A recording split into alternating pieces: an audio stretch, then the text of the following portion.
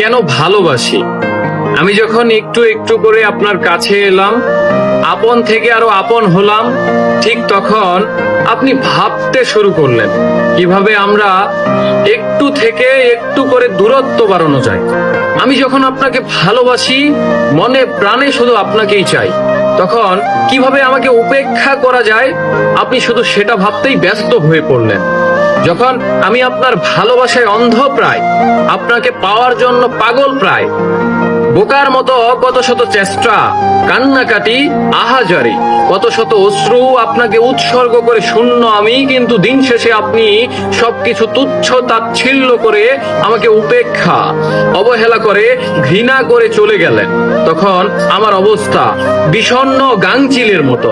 এই যে এত কিছু হলো, এত কিছু করেও দিন শেষে আপনি যখন আমার না, আর কখনো হবেনও না, তবুও দেখেন সন্ধ্যা নামলে ঘরে ফেরা শলিকের মতো আপনার দেওয়া সবকিছু ফিরে আসে।